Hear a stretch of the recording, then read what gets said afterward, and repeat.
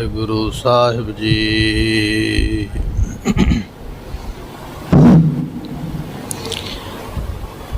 ਸ੍ਰੀ ਨਾਨਕ ਪਦ ਪੰਕਜ ਬੰਦਨ, ਪਦ ਪੰਕਜ ਬੰਦਨ। ਸਿਮਰੋ ਅੰਗਦ ਦੁਖ ਨਿਕੰਦਨ।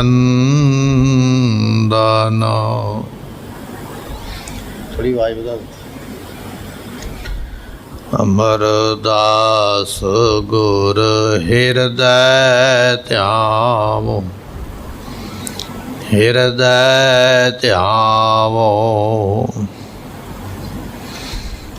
ਸ੍ਰੀ ਗੁਰੂ ਰਾਮਦਾਸ ਗੁਣ ਗਾਵੋ।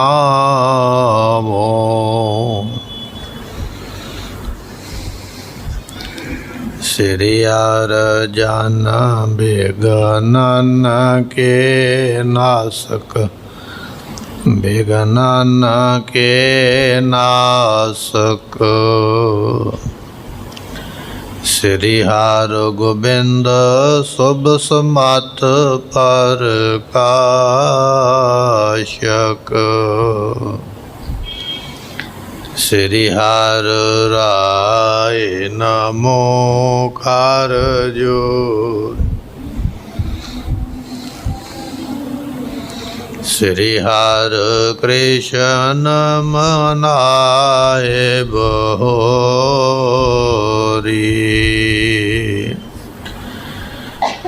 ਤੇਗ ਬਹਾਦਰ ਪਰਮ ਕਿਰਪਾਲਾ, ਸਤਿਗੁਰ ਪਰਮ ਕਿਰਪਾਲਾ। ਸ੍ਰੀ ਗੁਰੂ ਗੋਬਿੰਦ ਸਿੰਘ ਬਿਸਾਲਾ।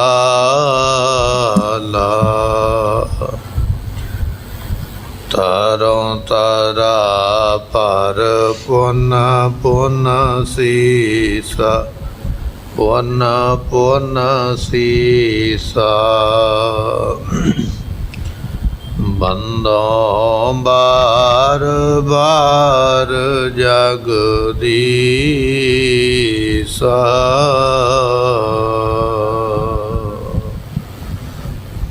ਸਾਰ ਪਾਏ ਪੰਥ ਯਸ ਜੋ ਨਰ ਗਿਰੈ, ਤਿਨ ਕੋ ਮੂਰਖ ਹੋਏ ਪਰੈ। ਵਾਹਿਗੁਰੂ ਜੀ ਕਾ ਖਾਲਸਾ, ਵਾਹਿਗੁਰੂ ਜੀ ਕੀ ਫਤਿਹ। ਸਾਹਿਬ ਸਤਿਗੁਰੂ ਸ੍ਰੀ ਗੁਰੂ ਗ੍ਰੰਥ ਸਾਹਿਬ ਪਾਤਸ਼ਾਹ ਮਹਾਰਾਜ ਸਾਹਿਬ ਜੀਆਂ ਦੀ ਪਾਵਨ ਪਵਿੱਤਰ ਹਜ਼ੂਰੀ ਅੰਦਰ ਜੁੜ ਮਿਲ ਕਰਕੇ ਬੈਠੀ ਹੋਈ ਗੁਰੂ ਪਿਆਰੀ ਗੁਰੂ ਸਵਾਰੀ ਖਾਲਸਾ ਸਾਧ ਸੰਗਤ ਜੀਓ। ਆਪ ਸੰਗਤਾਂ ਨੇ ਗੁਰੂ ਦਰਬਾਰ ਵਿੱਚ ਬੈਠ ਕੇ ਗੁਰਬਾਣੀ ਦੇ ਰਸ ਭਿੰਨੇ ਕੀਰਤਨ ਸ਼ਬਦ ਸਰਵਣ ਕੀਤੇ। ਧੰਨ ਧੰਨ ਸਤਿਗੁਰੂ ਸ੍ਰੀ ਗੁਰੂ ਗੋਬਿੰਦ ਸਿੰਘ ਮਹਾਰਾਜ ਜੀਆਂ ਦੇ ਜੀਵਨ ਦੀ ਕਥਾ ਵਿਚਾਰ ਸਰਵਣ ਕਰਨ ਵਾਸਤੇ ਆਪ ਸੰਗਤਾਂ ਗੁਰੂ ਦਰਬਾਰ ਅੰਦਰ ਸਜੇ ਹੋ। ਪਿਛਲੇ ਦੀਵਾਨ ਦੇ ਵਿੱਚ ਇਹ ਬਚਨ ਸਰਵਣ ਕੀਤੇ ਸਨ। ਸਤਿਗੁਰੂ ਪਾਤਸ਼ਾਹ ਨੂੰ ਸਿੱਖਾਂ ਨੇ ਬੇਨਤੀ ਕੀਤੀ, ਮਹਾਰਾਜ ਜੀ ਦੁਨੀਆ ਤੇ ਬੜੇ ਬੜੇ ਰਾਜੇ ਹੋਏ, ਧਰਤੀ ਤੇ ਰਾਜ ਕਰਨ ਵਾਲੇ ਕਈਆਂ ਨੇ ਧਰਤੀ ਜਿੱਤ ਕੇ ਅੱਗੇ ਦਾਨ ਦੇ ਰੂਪ ਵਿੱਚ ਦਿੱਤੀ ਹੈ। ਨਾ ਉਹ ਧਰਤੀ ਨੂੰ ਦਾਨ ਕਰਨ ਵਾਲੇ ਦੁਨੀਆ 'ਚ ਰਹੇ, ਨਾ ਧਰਤੀ ਨੂੰ ਜਿੱਤਣ ਵਾਲੇ ਰਹੇ। ਇਹ ਧਰਤੀ, ਇਹ ਜ਼ਮੀਨ ਉਸੇ ਤਰ੍ਹਾਂ ਖਲੋਤੀ ਹੋਈ ਹੈ। ਸਤਿਗੁਰੂ ਜੀਆਂ ਦਾ ਬਚਨ ਹੈ, ਧਰਤੀ ਉੱਪਰ ਕੋਟਗੜ੍ਹ ਕੀਤੀ ਗਈ ਬਜਾਏ।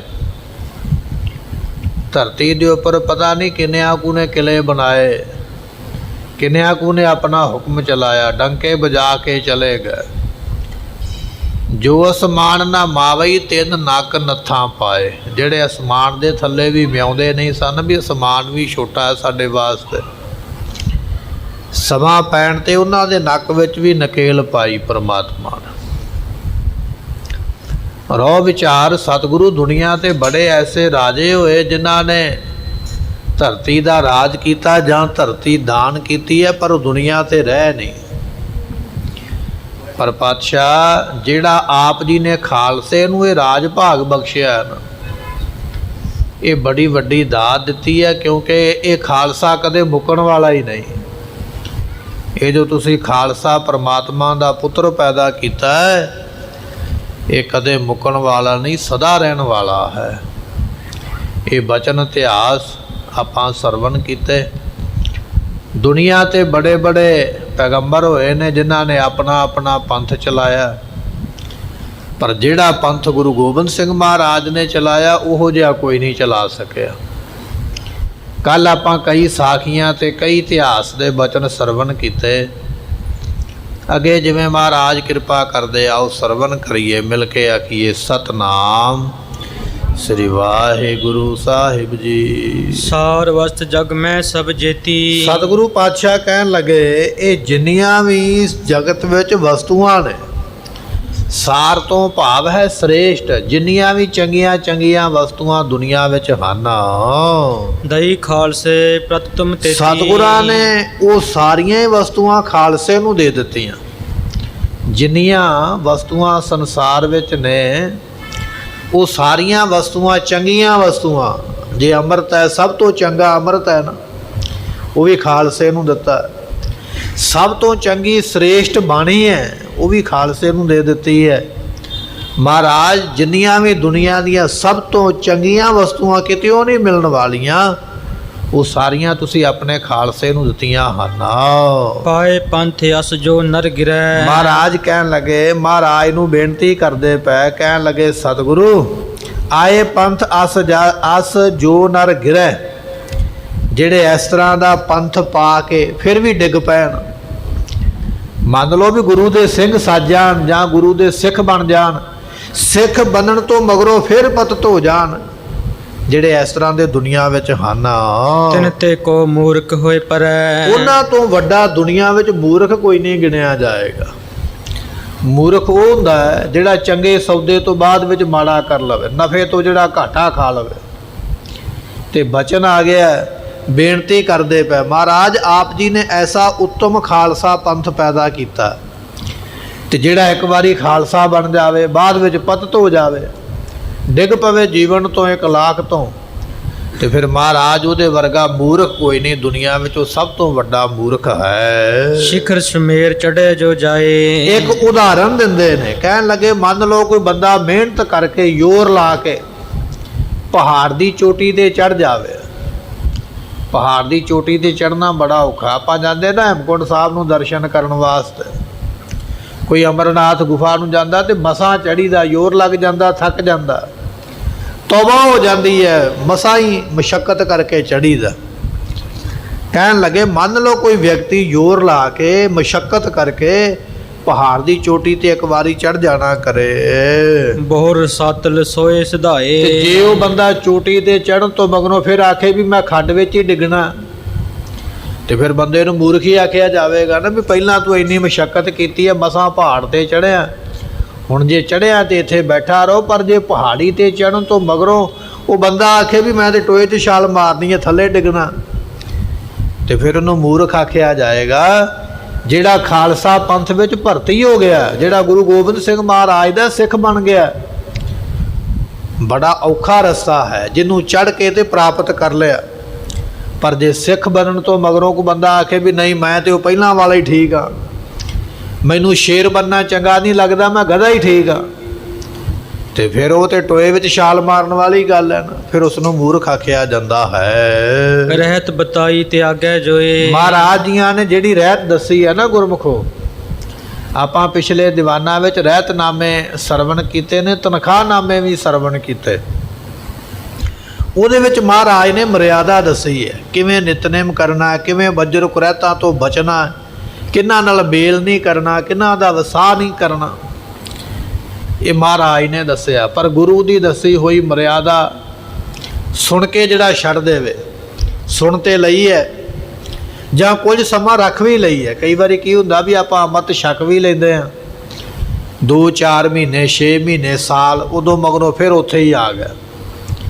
ਅੰਮ੍ਰਿਤ ਵੀ ਤਿਆਗ ਦਿੱਤਾ, ਕਕਾਰ ਵੀ ਉਤਾਰ ਦਿੱਤੇ, ਕੇਸ ਵੀ ਕਟਾ ਦਿੱਤੇ। ਜਿਹੜਾ ਗੁਰੂ ਦੀ ਦੱਸੀ ਹੋਈ ਮਰਿਆਦਾ ਨੂੰ ਤਿਆਗਦਾ ਹੈ, ਜਿਹੜਾ ਬਾਅਦ ਵਿੱਚ ਛੱਡ ਦਿੰਦਾ ਹੈ, ਅਪਰ ਮਤਨ ਕੀ ਧਾਰੈ ਕੋਏ। ਹੋਰ ਕਿਸੇ ਮਤ ਨੂੰ ਧਾਰਨ ਕਰ ਲੈਣਾ, ਆਪਣਾ ਮਤ ਛੱਡ ਕੇ, ਧਰਮ ਛੱਡ ਕੇ ਦੂਜੇ ਮਤ ਵਿੱਚ ਚਲੇ ਜਾਣਾ। ਜ਼ਕਰੀਆ ਖਾਨ ਕਹਿੰਦਾ ਭਾਈ ਤਾਰੂ ਸਿੰਘ ਨੂੰ, ਜਿੰਨੀ ਮਾਇਆ ਚਾਹੀਦੀ ਹੈ, ਜਿੰਨਾ ਧਨ ਚਾਹੀਦਾ, ਜਿੰਨੀ ਜਗੀਰ ਚਾਹੀਦੀ ਹੈ, ਲੈ, ਸਿੱਖ ਧਰਮ ਛੱਡ ਕੇ ਮੁਸਲਮਾਨ ਬਣ ਜਾ। ਬਾਬਾ ਜੋਰਾਵਰ ਸਿੰਘ ਤੇ ਬਾਬਾ ਫਤਿਹ ਸਿੰਘ ਨੂੰ ਵੀ ਇਹ ਗੱਲ ਕਹੀ, ਜਿੰਨੀ ਮਾਇਆ ਚਾਹੀਦੀ ਹੈ ਲੈ ਲਵੋ। ਵਜ਼ੀਰ ਖਾਨ ਆਪਣੀ ਧੀ ਦਾ ਰਿਸ਼ਤਾ ਦੇਣ ਨੂੰ ਤਿਆਰ ਹੈ। ਜੋ ਪਦਾਰਥ ਚਾਹੀਦੇ ਲੈ ਲਵੋ, ਸਿੱਖ ਧਰਮ ਛੱਡ ਕੇ ਮੁਸਲਮਾਨ ਹੋ ਜਾਓ। ਭਾਈ ਸ਼ਾਹਬਾਜ਼ ਸਿੰਘ, ਭਾਈ ਸ਼ੁਬੇਗ ਸਿੰਘ ਚਰਖੜੀਆਂ ਤੇ ਚੜ੍ਹੇ, ਤੇ ਸ਼ਰਤ ਉਹਨਾਂ ਦੇ ਅੱਗੇ ਵੀ ਇਹ ਹੈ ਵੀ ਮੰਗ ਲਓ ਜੋ ਚਾਹੀਦਾ, ਧਨ ਪਦਾਰਥ ਸਭ ਕੁਝ ਮਿਲੇਗਾ, ਜਗੀਰਾਂ ਮਿਲ ਜਾਣਗੀਆਂ, ਪਰ ਕੰਮ ਇੱਕੋ ਹੀ ਕਰਨਾ ਹੈ, ਸਿੱਖੀ ਧਰਮ ਨੂੰ ਛੱਡ ਕੇ ਮੁਸਲਮਾਨ ਹੋਵੋ। ਪਰ ਗੁਰਮੁਖੋ ਚਰਖੜੀਆਂ ਤੇ ਚੜ੍ਹਨ ਵਾਲੇ ਚਰਖੜੀਆਂ ਤੇ ਚੜ੍ਹ ਗਏ, ਖੋਪਰੀ ਲਹਾਉਣ ਵਾਲੇ ਖੋਪਰੀ ਲੁਹਾ ਗਏ, ਨੀਹਾਂ ਵਿੱਚ ਚਿੰਨ ਵਾਲੇ ਨੀਹਾਂ ਵਿੱਚ ਚਿਣੇ ਗਏ, ਪਰ ਉਹਨਾਂ ਨੇ ਆਪਣਾ ਧਰਮ ਨਹੀਂ ਛੱਡਿਆ।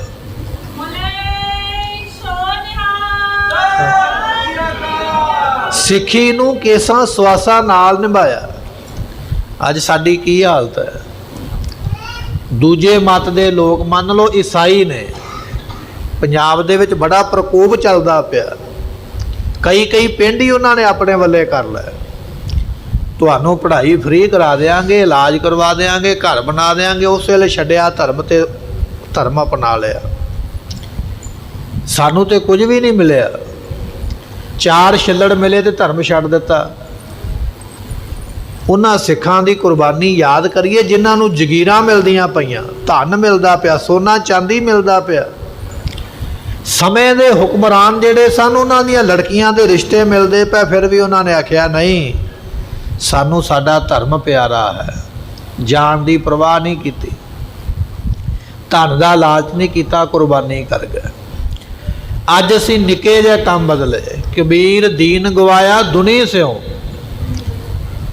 ਇੱਕ 4 ਅੱਖਰਾਂ ਦੀ ਪੜ੍ਹਾਈ ਵਾਸਤੇ, ਇੱਕ ਨਿੱਕੇ ਜਿਹੇ ਘਰ ਵਾਸਤੇ, ਇੱਕ ਨਿੱਕੇ ਜਿਹੇ ਲਾਲਚ ਵਾਸਤੇ ਧਰਮ ਛੱਡ ਕੇ ਦੂਜੇ ਧਰਮ ਨੂੰ ਅਪਣਾ ਲਿਆ, ਈਸਾਈ ਬਣ ਗਿਆ। ਕਬੀਰ ਦੀਨ ਗਵਾਇਆ ਦੁਨੀ ਸਿਓ, ਦੁਨੀ ਨਾ ਚਾਲੀ ਸਾਥ। ਨਾ ਉਹ ਘਰ ਨਾਲ ਜਾਣਾ, ਨਾ ਉਹ ਪੜ੍ਹਾਈ ਨਾਲ ਜਾਣੀ ਹੈ, ਜਾਣਾ ਦੁਨੀਆ ਤੋਂ ਹੈ। ਪਾਏ ਕੁਹਾੜਾ ਮਾਰਿਆ ਗਾਫਲ ਆਪਣੇ ਹੱਥ, ਇਹ ਤੇ ਆਪਣੇ ਪੈਰਾਂ ਤੇ ਆਪ ਕੁਹਾੜੀ ਮਾਰਨ ਵਾਲੀ ਗੱਲ ਹੈ। ਸਤਿਗੁਰੂ ਪਾਤਸ਼ਾਹ ਕਹਿਣ ਲੱਗੇ, ਮਾਇਆ ਕਾਰਨ ਧਾਵਹਿ ਮੂਰਖ ਲੋਗ ਅਜਾਨ। ਗੁਰੂ ਤੇਗ ਬਹਾਦਰ ਪਾਤਸ਼ਾਹ ਦਾ ਬਚਨ ਹੈ, ਧਰਮ ਨੂੰ ਛੱਡ ਕੇ ਪਦਾਰਥ ਵੱਲੇ ਦੌੜਨਾ ਮੂਰਖ ਬੰਦੇ ਦਾ ਕੰਮ ਹੈ। ਪਰ ਸਾਡੇ ਮਤ ਵਿੱਚ ਇਹ ਹੋ ਰਿਹਾ, ਇੰਨੇ ਹੌਲੇ ਹੋ ਗਏ, ਇੰਨੇ ਫਿੱਕੇ ਹੋ ਗਏ, ਧਰਮ ਨੂੰ ਛੱਡ ਕੇ ਉਹਨਾਂ ਦੇ ਧਰਮ ਵਿੱਚ ਵੜ ਗਏ, ਚਲੇ ਗਏ। ਪਖੰਡ ਜਿੰਨਾ ਵੀ ਕਰੋ ਓਨਾ ਹੀ ਥੋੜ੍ਹਾ। ਤੇ ਵੱਡੇ ਵੱਡੇ ਜਿਹੜੇ ਪਾਦਰੀ ਨੇ ਨਾ, ਜਿਨ੍ਹਾਂ ਨੂੰ ਪਾਸਟਰ ਕਿਹਾ ਜਾਂਦਾ, ਮਸੀਹ ਕਿਹਾ ਜਾਂਦਾ, ਜਿਨ੍ਹਾਂ ਨੂੰ ਇੱਕ ਮੰਤਰ ਪੜ੍ਹਿਆ, ਲੋਕੀ ਸਿਰ ਹਿਲਾਉਣ ਲੱਗ ਪਏ, ਕਿਸੇ 'ਚ ਭੂਤ ਆ ਗਿਆ, ਪ੍ਰੇਤ ਆ ਗਿਆ, ਝਾਟੀ ਉਹਨਾਂ ਕੋਲ ਆ ਜਾਂਦਾ, ਝਾਟੀ ਉਹਨਾਂ ਕੋਲੋਂ ਨਿਕਲ ਜਾਂਦਾ। ਇੱਕ ਪਾਣੀ ਵਿੱਚ ਗੋਤਾ ਲਵਾਇਆ, ਸਾਰੀਆਂ ਬਿਮਾਰੀਆਂ ਠੀਕ ਹੋ ਗਈਆਂ। ਪਾਣੀ ਵਿੱਚ ਗੋਤੇ ਲਵਾਇਆ, ਬਿਮਾਰੀਆਂ ਠੀਕ ਹੋਣ ਤੇ ਗੋਰੇ ਲੋਕਾਂ ਨੂੰ ਹਸਪੀਟਲ ਬਣਾਉਣ ਦੀ ਲੋੜ ਨਾ ਪਵੇ, ਕਿਉਂਕਿ ਈਸਾਈ ਮਤ ਗੋਰਿਆਂ ਦਾ ਹੀ ਹੈ ਨਾ। ਇੰਗਲੈਂਡ ਦੀ ਧਰਤੀ, ਹੋਰ ਕਈ ਅੰਗਰੇਜ਼ਾਂ ਦੇ ਦੇਸ਼ ਨੇ, ਉਹਨਾਂ ਨੇ ਫਿਰ ਹਸਪਤਾਲ ਕਿਉਂ ਬਣਾਏ? ਉੱਥੇ ਪਾਣੀ ਵਿੱਚ ਟੁੱਬੀ ਲਵਾਉਣ ਤੇ ਬਿਮਾਰੀ ਠੀਕ ਕਰ ਦੇਣ, ਪਰ ਬਿਮਾਰੀਆਂ ਨੂੰ ਠੀਕ ਕਰਨ ਵਾਸਤੇ ਦਵਾਖਾਨੇ ਬਣੇ ਹੋਏ। ਸਾਡੇ ਮੂਰਖ ਲੋਕ ਨਿੱਕੇ ਜਿਹੇ ਲਾਲਚ ਬਦਲੇ, ਹੋਣਾ ਕੱਖ ਵੀ ਨਹੀਂ, ਬਿਮਾਰੀ ਉੱਦਾਂ ਹੀ ਰਹਿਣੀ ਹੈ, ਨਿਕਲਣੀ ਨਹੀਂ, ਪਰ ਧਰਮ ਨੂੰ ਛੱਡ ਕੇ ਤੁਰੇ ਜਾਂਦੇ। ਇਹਦਾ ਲੇਖਾ ਦੇਣਾ ਪਵੇਗਾ, ਰੱਬ ਦੇ ਦਰਬਾਰ ਵਿੱਚ ਹਿਸਾਬ ਦੇਣਾ ਪਵੇਗਾ। ਜਿਸ ਗੁਰੂ ਨੇ ਐਡੀ ਕੁਰਬਾਨੀ ਕੀਤੀ, ਐਡਾ ਪਰਉਪਕਾਰ ਕੀਤਾ, ਉਹਨੂੰ ਛੱਡ ਕੇ ਦੂਜੇ ਪਾਸੇ ਜਿਹੜੇ ਗਏ, ਉਹਨਾਂ ਦਾ ਹਿਸਾਬ ਤੇ ਹੋਵੇਗਾ ਰੱਬ ਦੀ ਦਰਗਾਹ ਵਿੱਚ। ਕਿਸ ਤਰ੍ਹਾਂ ਦੀ ਮੁਸੀਬਤ ਪੈ ਜਾਵੇ, ਸੰਕਟ ਆ ਜਾਵੇ, ਲੋੜ ਪੈ ਜਾਵੇ, ਧਰਮ ਕਦੇ ਨਹੀਂ ਛੱਡੀਦਾ। ਇਹ ਸਾਨੂੰ ਸਾਡੇ ਸ਼ਹੀਦਾਂ ਨੇ ਸਮਝਾਇਆ। ਬੰਦਾ ਸਿੰਘ ਬਹਾਦਰ ਵਰਗੇ ਉਹਨਾਂ ਨੇ ਕੁਰਬਾਨੀ ਕੀਤੀ ਹੈ, ਧਰਮ ਨਹੀਂ ਛੱਡਿਆ। ਸਤਿਗੁਰੂ ਇੱਥੇ ਬਚਨ ਕਰਦੇ ਪਏ, ਕਹਿਣ ਲੱਗੇ ਜਿਹੜਾ ਵਿਅਕਤੀ ਗੁਰੂ ਦੀ ਦੱਸੀ ਹੋਈ ਰਹਿਤ ਛੱਡੇਗਾ ਤੇ ਦੂਜਿਆਂ ਦੀ ਰਹਿਤ ਅਪਣਾਏਗਾ, ਦੂਜਿਆਂ ਵੱਲੇ ਚਲੇਗਾ, ਦੂਜੇ ਧਰਮਾਂ ਨੂੰ ਅਪਣਾ ਲੈਂਦਾ ਹੈ, ਸੋ ਮਤਹੀਨ ਮਹਾ ਬੁਰਿਆਰੀ। ਉਹ ਮਤ ਤੋਂ ਹੀਣਾ ਵਿਅਕਤੀ ਹੈ। ਬੁਰਿਆਰੀ ਤੋਂ ਭਾਵ ਵੀ ਉਹ ਬਹੁਤਾ ਬੁਰਾ ਹੈ, ਮਾੜਾ ਹੀ ਹੈ, ਉਸ ਦੀ ਮੱਤ ਮਾਰੀ ਗਈ ਹੈ। ਉਸ ਨੂੰ ਮੂਰਖ ਆਖਿਆ ਜਾਵੇਗਾ ਜਿਹੜਾ ਆਪਣੇ ਧਰਮ ਨੂੰ ਛੱਡ ਕੇ ਦੂਜੇ ਪਾਸੇ ਚੱਲਦਾ ਹੈ। ਨਹਿ ਕੀਮਤ ਨਿਜ ਪੰਥ ਵਿਚਾਰੀ। ਸਤਿਗੁਰੂ ਪਾਤਸ਼ਾਹ ਮਹਾਰਾਜ ਕਹਿਣ ਲੱਗੇ ਵੀ ਉਹਨੇ ਆਪਣੇ ਪੰਥ ਦੀ ਕੀਮਤ ਨਹੀਂ ਸਮਝੀ, ਉਹਨੂੰ ਪਤਾ ਹੀ ਨਹੀਂ ਵੀ ਮੇਰਾ ਧਰਮ ਹੈ ਕੀ। ਹੁਣ ਗੁਰਮੁਖੋ ਜਿਹਨੂੰ ਹੀਰੇ ਦੀ ਪਰਖ ਨਹੀਂ ਨਾ ਆ ਗਈ, ਉਹਦੇ ਵਾਸਤੇ ਤੇ ਕੱਚ ਹੀ ਹੈ ਨਾ।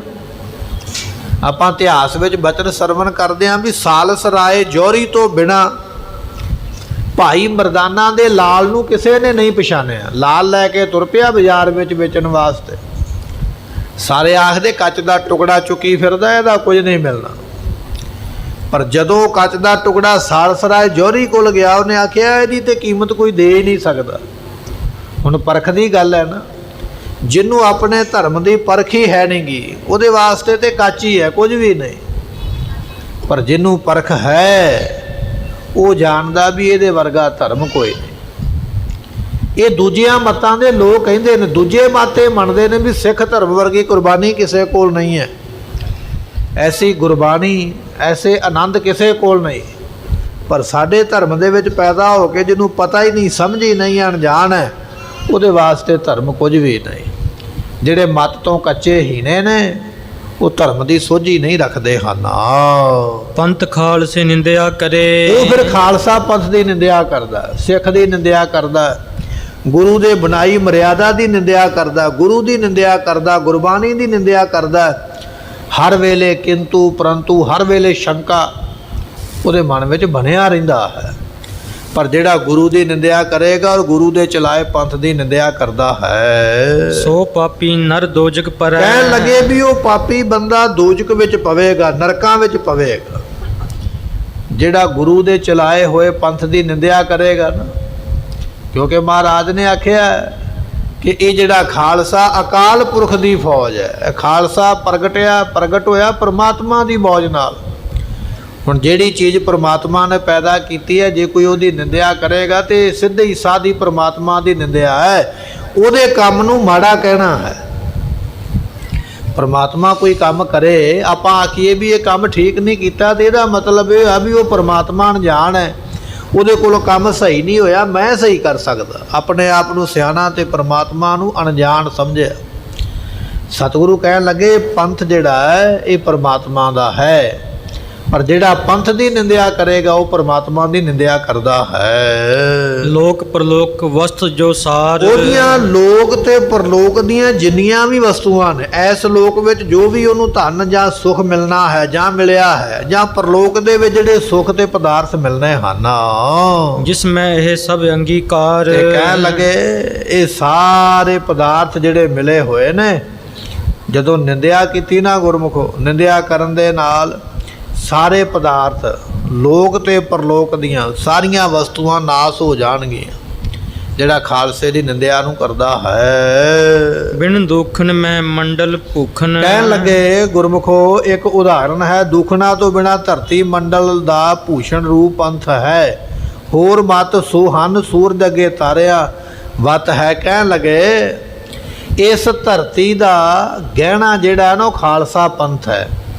ਧਰਤੀ ਦਾ ਗਹਿਣਾ, ਜਿਵੇਂ ਕੋਈ ਔਰਤ ਕੋਈ ਇਸਤਰੀ ਗਹਿਣਾ ਪਾ ਲਵੇ ਤੇ ਉਹਦਾ ਸ਼ਿੰਗਾਰ ਹੋ ਜਾਂਦਾ ਨਾ, ਇਸ ਧਰਤੀ ਦਾ ਸ਼ਿੰਗਾਰ ਹੈ ਖਾਲਸਾ ਪੰਥ। ਜਿਵੇਂ ਚੰਦਰਮਾ ਦਾ ਸ਼ਿੰਗਾਰ ਨੇ ਤਾਰੇ, ਪਰ ਤਾਰਿਆਂ ਨਾਲੋਂ ਵੱਧ ਰੌਸ਼ਨੀ ਚੰਦਰਮਾ ਦੀ ਹੈ। ਇਸੇ ਤਰ੍ਹਾਂ ਦੁਨੀਆ ਦੇ ਪੰਥ ਜਿਹੜੇ ਨੇ ਉਹ ਤਾਰਿਆਂ ਵਰਗੇ ਨੇ, ਪਰ ਖਾਲਸਾ ਪੰਥ ਦਾ ਪ੍ਰਕਾਸ਼ ਚੰਦਰਮਾ ਵਰਗਾ ਸਭ ਤੋਂ ਵੱਧ ਹੈ। ਜਿਵੇਂ ਸਾਰੇ ਤਾਰਿਆਂ ਤੋਂ, ਸਾਰੀਆਂ ਚਮਕਣ ਵਾਲੀਆਂ ਚੀਜ਼ਾਂ ਤੋਂ, ਜਗਣ ਵਾਲੀਆਂ ਵਸਤੂਆਂ ਤੋਂ ਸਭ ਤੋਂ ਵੱਧ ਪ੍ਰਕਾਸ਼ ਸੂਰਜ ਦਾ ਮੰਨਿਆ। ਕਹਿਣ ਲੱਗੇ ਸਾਰੇ ਪੰਥਾਂ ਵਿੱਚੋਂ ਵੱਧ ਪ੍ਰਕਾਸ਼ ਧੰਨ ਦਸਵੇਂ ਪਾਤਸ਼ਾਹ ਤੁਹਾਡੇ ਖਾਲਸਾ ਪੰਥ ਦਾ ਹੈ। ਇਹਦੇ ਵਰਗਾ ਪ੍ਰਤਾਪ ਨਹੀਂ ਕਿਸੇ ਦਾ, ਇਹਦੇ ਵਰਗੀ ਸ਼ੋਭਾ ਨਹੀਂ ਹੈ। ਉਪਜੋ ਪੰਥ ਜੋ ਮਤ ਉਟ ਭੂਖਣ। ਮਹਾਰਾਜ ਇਹ ਜਿਹੜਾ ਤੁਸੀਂ ਪੰਥ ਪੈਦਾ ਕੀਤਾ ਹੈ ਨਾ, ਇਹ ਤੇ ਇਸ ਤਰ੍ਹਾਂ ਆਪਾਂ ਸਮਝ ਲੈਣਾ ਕਰੀਏ ਜਿਵੇਂ ਤਾਰਿਆਂ ਵਿੱਚ ਚੰਦਰਮਾ, ਅਤੇ ਇਸੇ ਤਰ੍ਹਾਂ ਚੰਦਰਮਾ ਤੋਂ ਸਭ ਤੋਂ ਸ੍ਰੇਸ਼ਟ ਸੂਰਜ ਹੈ। ਇਹ ਧਰਤੀ ਤਾਂ ਗਹਿਣਾ ਆਪ ਜੀ ਨੇ ਪੰਥ ਪੈਦਾ ਕੀਤਾ ਹੈ। ਵੱਡੇ ਭਾਗ ਪੂਰਬਲੇ ਜਾਹੀ। ਗੁਰਮੁਖੋ ਜਿਨ੍ਹਾਂ ਦੇ ਭਾਗ ਵੱਡੇ ਨੇ, ਕਿਉਂਕਿ ਭਾਗਾਂ ਬਿਨਾਂ ਪੰਥ ਨਹੀਂ ਮਿਲਦਾ, ਭਾਗਾਂ ਬਿਨਾਂ ਧਰਮ ਨਹੀਂ ਮਿਲਦਾ। ਜਿਸ ਦੇ ਪਿਛਲੇ ਜਨਮਾਂ ਦੇ ਚੰਗੇ ਭਾਗ ਨੇ, ਕੋਈ ਚੰਗਾ ਕਰਮ ਕੀਤਾ, ਕੋਈ ਪੁੰਨ ਕੀਤਾ, ਕੋਈ ਭਲੇ ਦਾ ਕੰਮ ਕੀਤਾ, ਕੋਈ ਚੰਗਾ ਕਰਮ ਕੀਤਾ, ਚੰਗੇ ਕਰਮ ਕਰਕੇ ਇਹ ਪੰਥ ਦੀ ਪ੍ਰਾਪਤੀ ਹੋਈ ਹੈ। ਹੇ ਪ੍ਰਭ ਸ਼ਰਨ ਆਪ ਕੀ ਪਾਹੀ। ਸਤਿਗੁਰੂ ਤੁਹਾਡੀ ਸ਼ਰਨ ਵਿੱਚ ਉਹੀ ਆਵੇਗਾ ਜਿਹਦਾ ਕੋਈ ਚੰਗਾ ਕਰਮ ਹੈ, ਕਰਮਾਂ ਬਿਨਾਂ ਸ਼ਰਨ ਵਿੱਚ ਨਹੀਂ ਆਇਆ ਜਾਂਦਾ। ਬਿਨ ਭਾਗਾਂ ਸਤ ਸੰਗ ਨਾ ਲੱਭੈ, ਬਚਨ ਆਉਂਦਾ ਵੱਡ ਭਾਗੀ ਹਰ ਸੰਗਤ ਪਾਵੈ।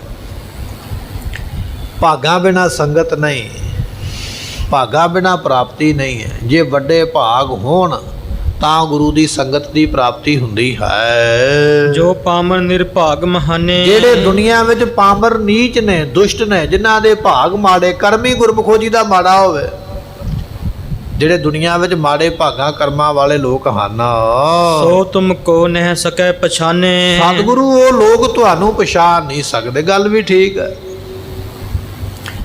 ਵਿਦਵਾਨਾਂ ਨੇ ਲਿਖਿਆ ਵੀ ਕੁੱਤੇ ਨੂੰ ਕੋਲ ਬਿਠਾ ਕੇ ਨਾ ਜਿੰਨੇ ਮਰਜ਼ੀ ਸਿਮਰਤੀਆਂ ਪੜ੍ਹੀ ਜਾਓ, ਜਿੰਨੇ ਮਰਜ਼ੀ ਸ਼ਾਸਤਰ ਪੜ੍ਹੀ ਜਾਓ, ਸ਼ਾਸਤਰ ਸਿਮਰਤੀ ਪੜ੍ਹਨ ਤੋਂ ਮਗਰੋਂ ਕੁੱਤੇ ਦੇ ਉੱਪਰ ਕੋਈ ਅਸਰ ਨਹੀਂ ਹੈ, ਕੁੱਤੇ ਨੂੰ ਸਮਝ ਕੋਈ ਨਹੀਂ ਲੱਗੀ।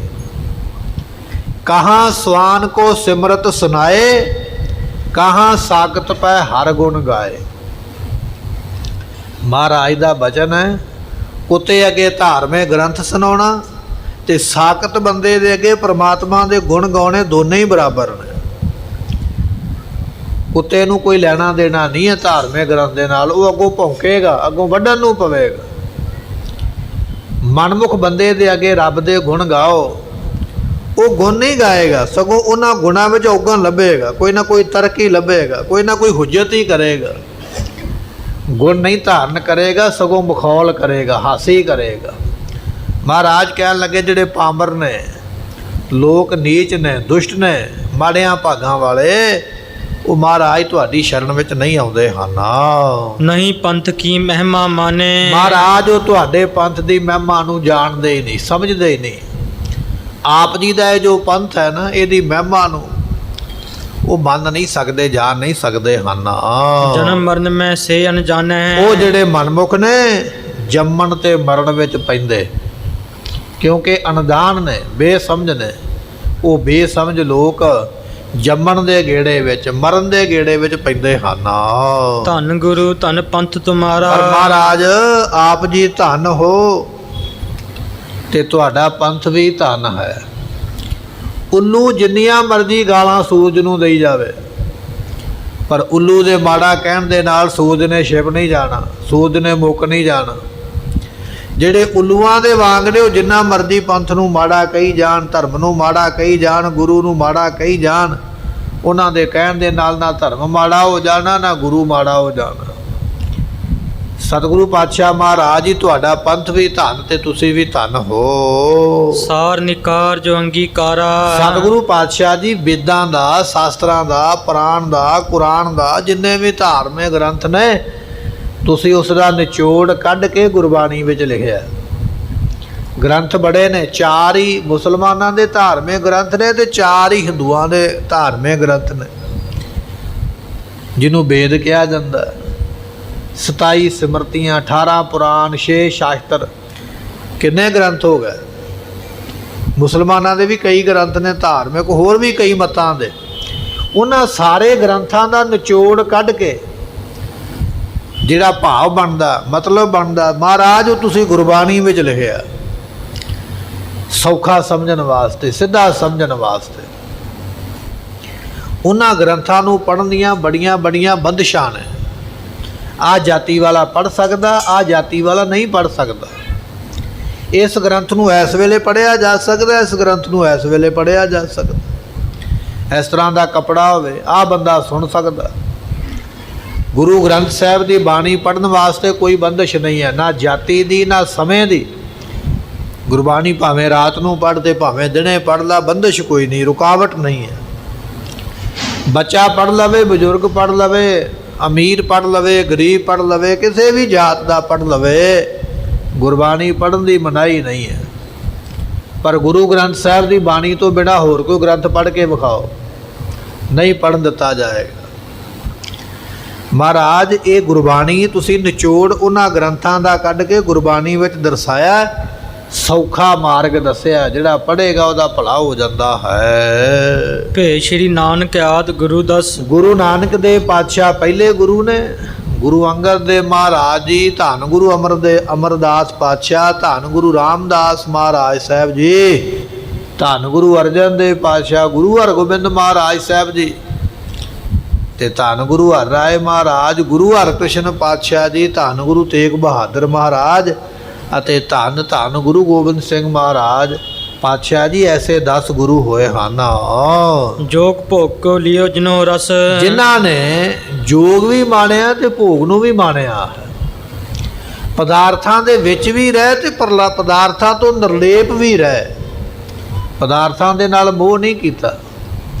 ਜੇ ਮਹਾਰਾਜ ਨੇ ਅਨੰਦਪੁਰ ਸਾਹਿਬ ਦੇ ਵਿੱਚ ਕਿਲੇ ਬਣਾਏ, ਸੋਹਣਾ ਘਰ ਬਣਾਇਆ, ਤੇ ਜਦੋਂ ਅਨੰਦਪੁਰ ਸਾਹਿਬ ਨੂੰ ਛੱਡਿਆ ਤੇ ਕੋਈ ਗਿਲਾ ਨਹੀਂ ਹੈ, ਕੋਈ ਗੁੱਸਾ ਨਹੀਂ ਹੈ, ਕੋਈ ਅਫਸੋਸ ਨਹੀਂ ਹੈ।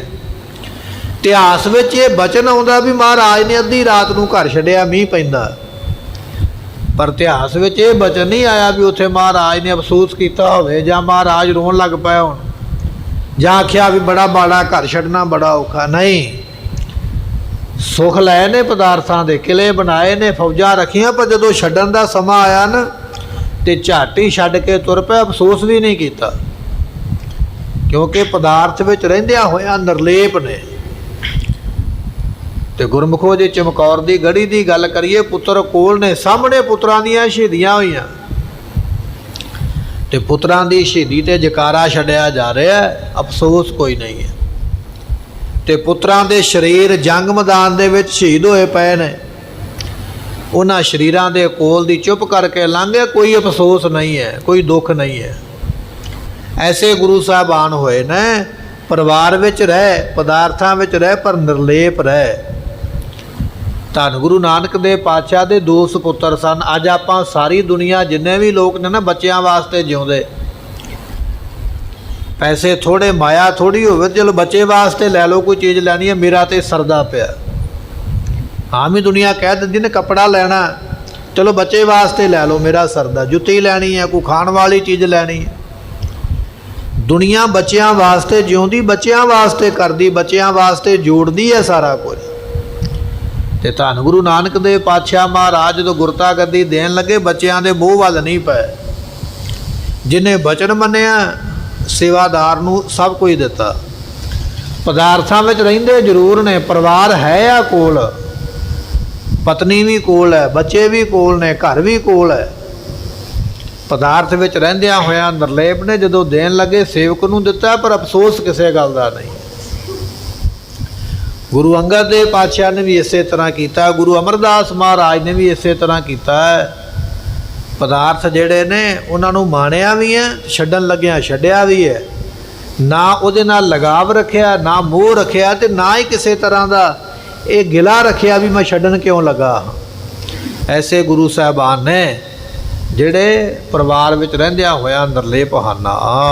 ਜੋਗ ਭੋਗ ਮੋਹ ਦੋਨੋਂ ਰੀਤ। ਕਹਿਣ ਲੱਗੇ ਸਤਿਗੁਰੂ ਪਾਤਸ਼ਾਹ ਜੀਆਂ ਨੇ ਜੋਗ ਤੇ ਭੋਗ ਦੀ ਜਿਹੜੀ ਰੀਤੀ ਹੈ ਨਾ, ਜੋਗ ਤੋਂ ਭਾਵ ਹੁੰਦਾ ਗੁਰਮੁਖੋ ਪਦਾਰਥਾਂ ਤੋਂ ਨਿਰਲੇਪ ਰਹਿ ਕੇ ਪਰਮਾਤਮਾ ਨਾਲ ਜੁੜਨਾ, ਤੇ ਭੋਗ ਤੋਂ ਭਾਵ ਹੁੰਦਾ ਦੁਨੀਆ ਦੇ ਪਦਾਰਥ, ਦੁਨੀਆ ਦੇ ਸੁੱਖ। ਇਹ ਜਿਹੜੀਆਂ ਦੋਨੇ ਰੀਤਾਂ ਹਨ।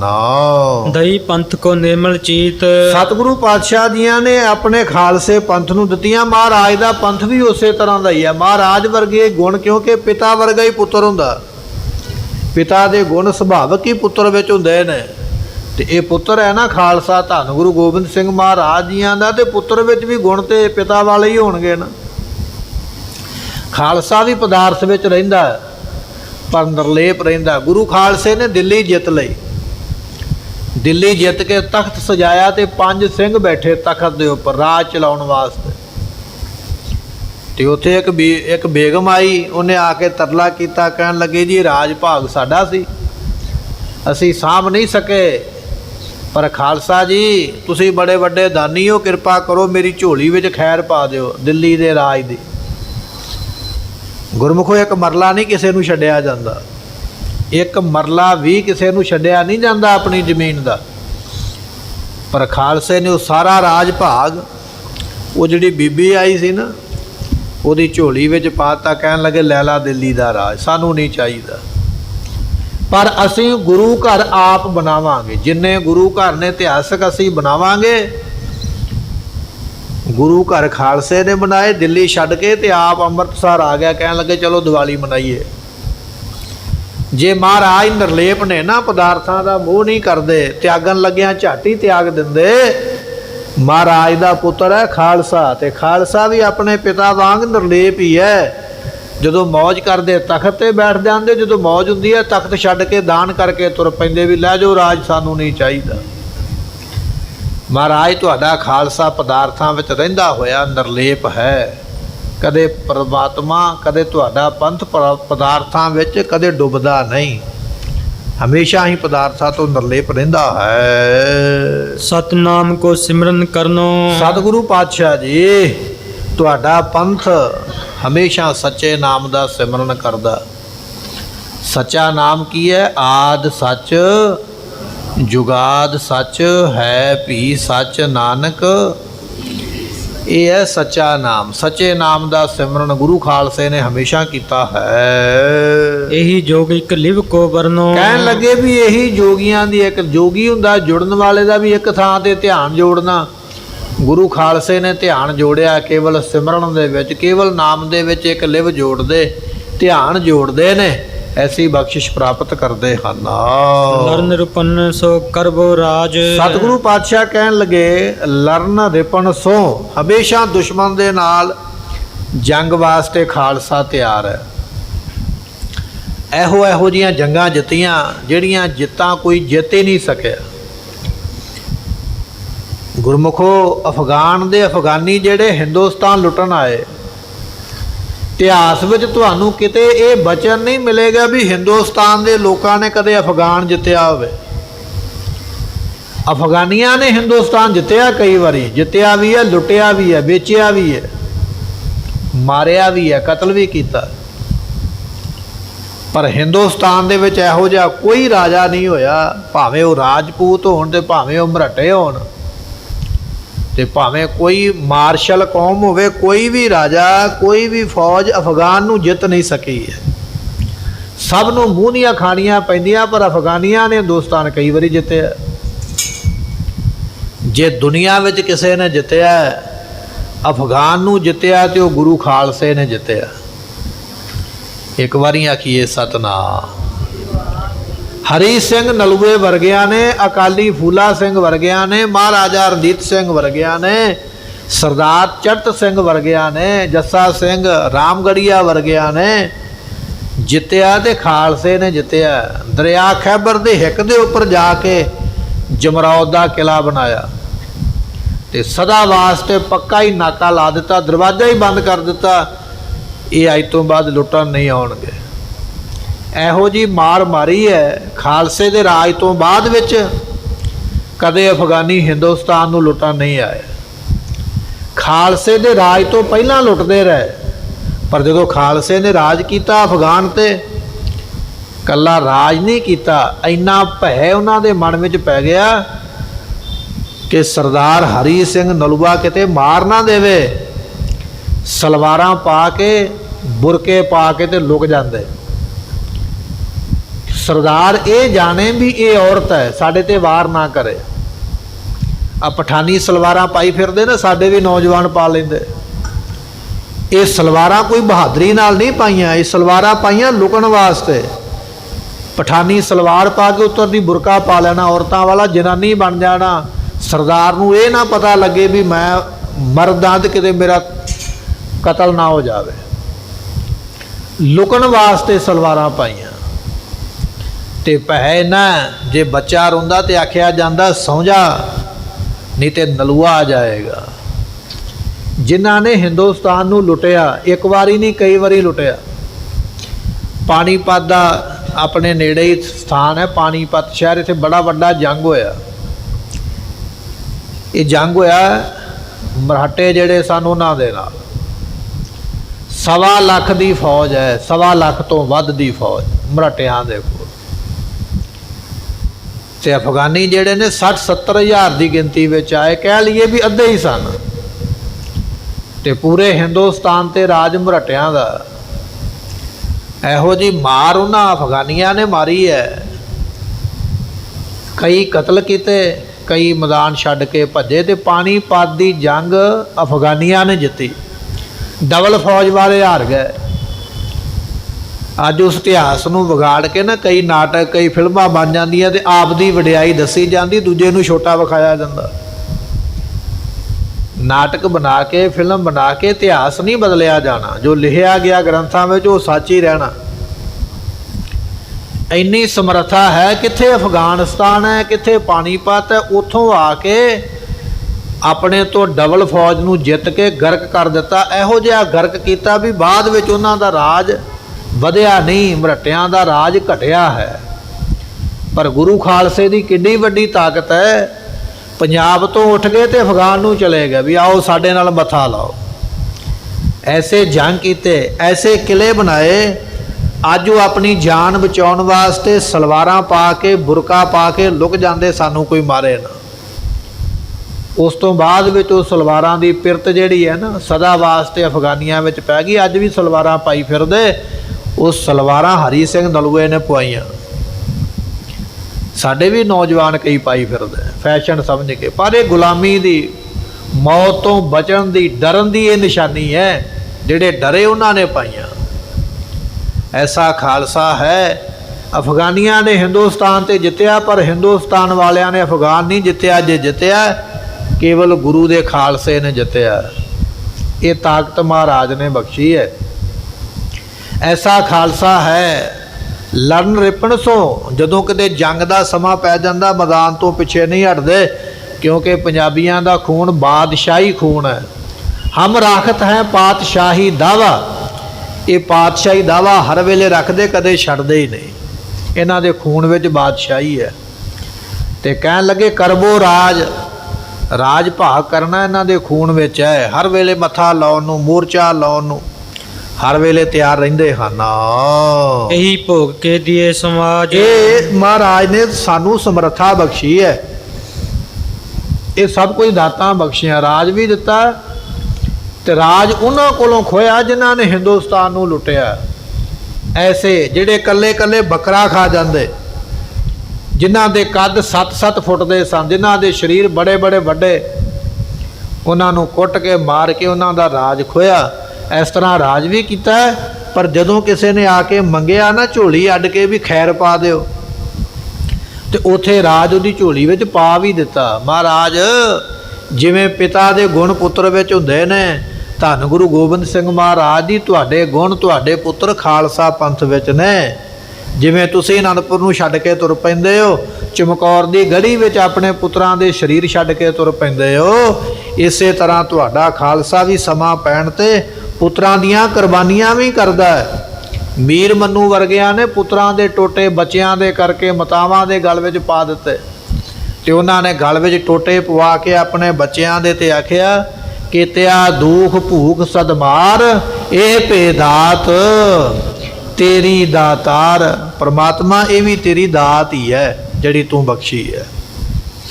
ਸਤਿਗੁਰੂ ਕਿਰਪਾ ਕਰਨ। ਬਾਕੀ ਦਾ ਇਤਿਹਾਸ ਆਪਾਂ ਅਗਲੇ ਦੀਵਾਨ ਵਿੱਚ ਸਰਵਣ ਕਰਾਂਗੇ। ਸਮੇਂ ਦੀ ਸਮਾਪਤੀ, ਭੁੱਲਾਂ ਦੀ ਮੁਆਫੀ। ਲੇਖਾ ਕਥਾ ਹੈ ਨਾ ਛੂਟੀਆ, ਬਖਸ਼ਣਹਾਰ ਬਖਸ਼ ਲੈ। ਵਾਹਿਗੁਰੂ ਜੀ ਕਾ ਖਾਲਸਾ। ਆਪ ਸੰਗਤਾਂ ਦੇ ਚਰਨਾਂ ਵਿੱਚ ਬੇਨਤੀ ਹੈ, 21 ਤਰੀਕ ਨੂੰ ਧੰਨ ਗੁਰੂ ਤੇਗ ਬਹਾਦਰ ਪਾਤਸ਼ਾਹ ਜੀ ਅਤੇ ਭਗਤ ਧੰਨਾ ਜੀ ਦੇ ਪ੍ਰਕਾਸ਼ ਦਿਹਾੜੇ, ਜਨਮ ਦਿਹਾੜੇ ਆ ਰਹੇ ਨੇ। ਆਪਣੇ ਇਸ ਸਥਾਨ 'ਤੇ ਰਾਤ ਨੂੰ ਦੀਵਾਨ ਸਜਾਵਾਂਗੇ। ਬਾਹਰੋਂ ਵੀ ਆਪ ਸੰਗਤਾਂ ਨੂੰ ਜਥੇ ਕੀਰਤਨ ਨਾਲ ਨਿਹਾਲ ਕਰਨਗੇ, ਔਰ ਹਜ਼ੂਰੀ ਜਥੇ ਵੀ ਆਪ ਸੰਗਤਾਂ ਨੂੰ ਕਥਾ ਕੀਰਤਨ ਸਰਵਣ ਕਰਵਾਉਣਗੇ। ਨਾਲ ਨਾਲ ਗੁਰੂ ਕੇ ਲੰਗਰ ਅਟੁੱਟ ਵਰਤਣਗੇ। ਆਪ ਸੰਗਤਾਂ ਨੂੰ ਬੇਨਤੀ ਹੈ ਵੱਧ ਤੋਂ ਵੱਧ ਹਾਜ਼ਰੀ ਭਰਨੀ। ਅਤੇ 21 ਤਰੀਕ ਤੋਂ ਸੁਖਮਨੀ ਸਾਹਿਬ ਦੀ ਲੜੀ ਵੀ ਸ਼ੁਰੂ ਹੋ ਰਹੀ ਹੈ। ਸਮਾਂ 3:30 ਵਜੇ ਦਾ ਹੋਵੇਗਾ। ਆਪ ਸੰਗਤਾਂ ਨੇ ਪਹੁੰਚਣਾ ਜੀ। ਵਾਹਿਗੁਰੂ ਜੀ ਕਾ ਵਾਹਿਗੁਰੂ। ਸਤਨਾਮ ਸ੍ਰੀ ਵਾਹਿਗੁਰੂ ਸਾਹਿਬ ਜੀਓ। ਸਤਨਾਮ